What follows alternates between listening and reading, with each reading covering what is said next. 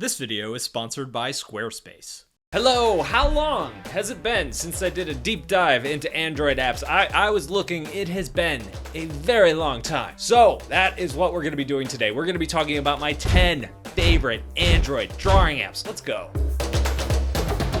Hi, my name is Brad and I review tech for creative professionals. We're talking about designers and illustrators. Anybody who's ever said, I need to carve a life-size statue of Richard Simmons. More of them out there than you think. Usually I don't do these in any particular order, but today I'm feeling like I need to get some angry comments up in here. How dare you spread ill will about GIMP, you simpleton. Oh, I am ready for this. Number 10, Adobe Photoshop Sketch and Adobe Illustrator Draw. Whoa, hold on. That's two apps. We can all count here. I'm breaking the rules already. Okay, yeah, but I gotta lump these together because they're at the bottom of the list here. These things are free, as in, hey kids, have some free cookies free. And they both have the Adobe brand name attached to them, and because of that, a lot of new people coming into drawing tablets, understandably, are going to gravitate towards these apps. And I didn't include them on my last list, and a lot of folks wondered why. How dare you exclude Adobe's apps, you simpleton? So why didn't I include them? I do not like them. You just want something that's like a digital sketch pad that doesn't need to do much. This can do that here. The interface is easy enough to understand. In fact, the interface is kind of nice, but it doesn't take you very long to run into the limitations here. For example, what I wanted to do with all of these samples is I wanted to open up a sketch and finish the line work there. And I couldn't even import an image into this app to use as my sketch. There's so many other things. You can't make selections. There's no fill tool. If this was the first iteration of an app that just came out, I might give it a pass and say, hey, the interface isn't so bad. I can't wait until they add on the features and make this really usable.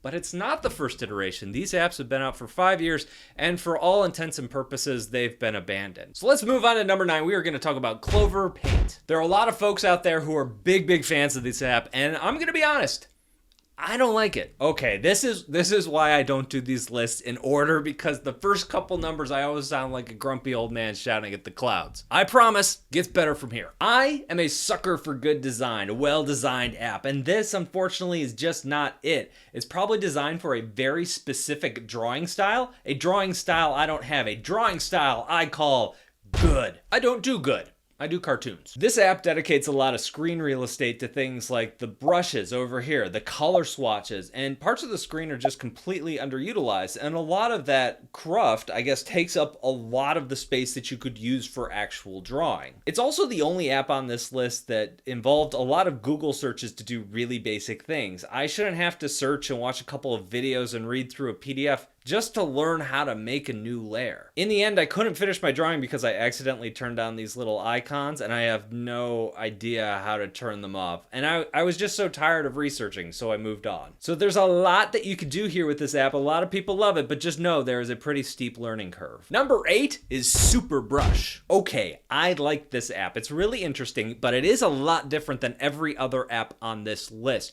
What it does is it turns your Android tablet into a drawing display for your Windows computer, like a second monitor, but one that you can draw on. So it duplicates your screen, and on it, you could draw in any Windows app. Since desktop apps tend to be more robust than Android apps, you can draw in things like Clip Studio or Photoshop, really any app that Windows can run. You can then draw in it via your Android tablet. We've seen apps like this on the iPad, but this is the only one that I've liked and actually ever gotten to work properly on Android. The catch here is that there is some lag. It's not quite as natural as drawing on, say, a Wacom tablet or something that directly connects to your computer, but it's not bad, and it might be worth checking out. See, I told you, I can say nice things. Anyway, let's move on to number 7, Huion Sketch. It's free as in, yo, is that gum really free? Free. This is a really new app. I did a whole video on it just a few weeks back. I like it. It still needs a couple key features to make it really great, but I think it's a good start. And it does the main things that it needs to do. I could import my image, move it into place. I could do my line art. I can add color quickly. The big thing missing now is really the ability to adjust and modify the brushes. You of course can change the size of those brushes and the opacity of those brushes, but that's about it. You're stuck with whatever comes with the app. I would love to dive into some of these brushes with more settings or import new brushes other people make. Hopefully they keep working on it, add that in down the road. And as a bonus, unlike other free apps out there, this one is completely ad-free. So like I mentioned before, I don't like losing drawing room, real estate on my tablet when ads are popping up on the screen or too much interface stuff. So that is a big benefit here. All right, on to number 6. We're talking about an app called Concepts. This app is free, as in not really. There's a demo mode, but it's free. If you want the good stuff, you got to pay for it free. And I'm sorry, but unfortunately, this is also subscription based. Hey, don't shoot the messenger.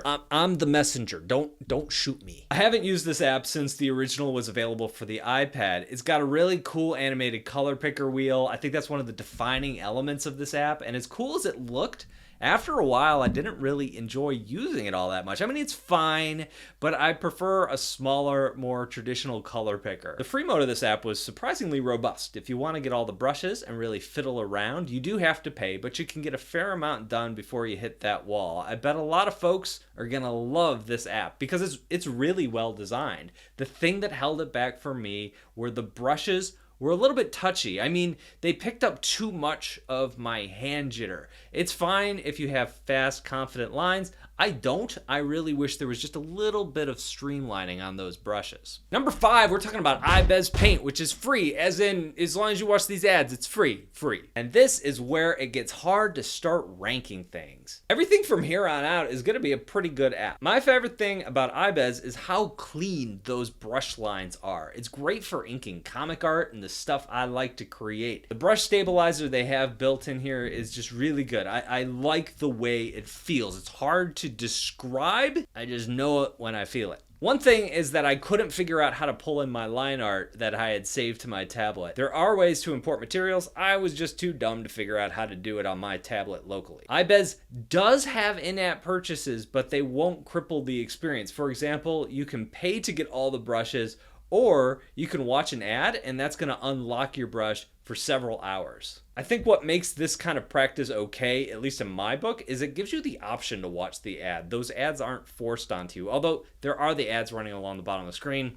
Does take up some space, unfortunately. We're almost to my favorite Android drawing apps, but first I'd like to thank today's sponsor, Squarespace. You already know that Squarespace is the all-in-one platform to build a professional website, online store, or portfolio, but you can do so much more. Once your site is set up, you can grow and engage your audience with Squarespace's email campaigns. Create powerful email content that matches your website with your existing products, blog posts, and logo so that your messaging is consistent and effective. Schedule messages, manage your email list, and even set up automations all within Squarespace's easy-to-use interface. Head to squarespace.com for a free trial. When you're ready to launch, go to squarespace.com/BradColbo to save 10% on your first purchase of a website or domain. Number 4, we're talking about Autodesk Sketchbook, which is now free. As in, just log in and share your data with us free. This might be the most robust app out here on Android, and it's really good. If you use this on the desktop, it's gonna be a pretty smooth transition for you. Not everything is here, but the most important stuff is. Sketchbook has a lot of tools that are designed to replicate traditional media, and it does a pretty solid job of it. There are also some cool features like a perspective grid, a good text tool, some pretty robust layer options. I actually really like Sketchbook on tablet, and I think I like it better on a tablet than I do the desktop. Number 3 is Medibang, and Medibang is free, as in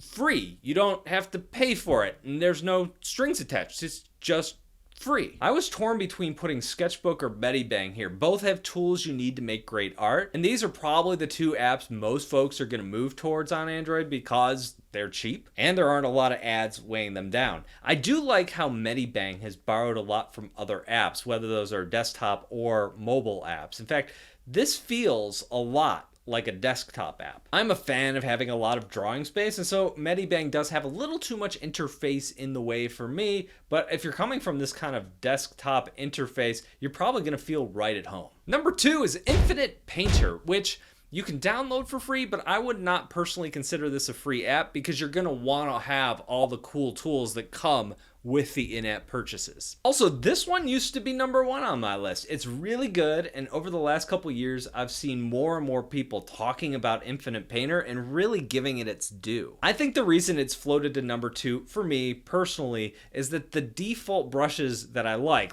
some of the ink brushes and things like that, they're only okay. I don't like the feel of them exactly. You can go out there and get new brushes, or you can modify these to make them more personal, make them their own. So there is a lot of potential here. It's just so close between this and the number 1 app on my list. I think either way you go, you're gonna be in good shape. Like I said before, I think you're going to want to buy this full version. I wouldn't consider this a free app because it's just not fun to use without the tools, but once you get them, it is solid. And that brings us to number 1. What is number 1? It is Artflow. And again, just like the previous app, you can download it for free, but if you want to use it, I would not consider this a free app.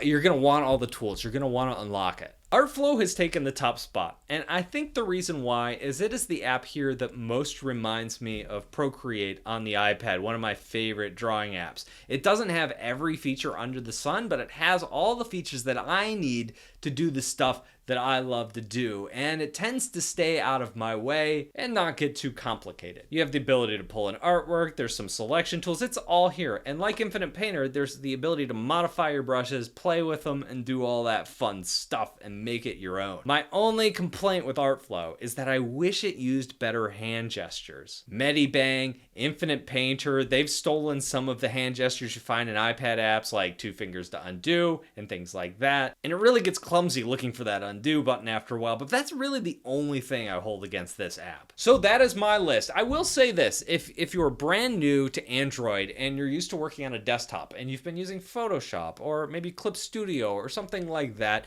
you might come to this platform and think, wow, these are missing a lot of the features that I'm looking for. That's definitely true. I don't know if I would consider any of these, I don't know, pro level apps where they're just completely fully featured, like Affinity Designer on the iPad, for example, or even Clip Studio is available on the iPad now. There's nothing that quite matches that, like that desktop experience.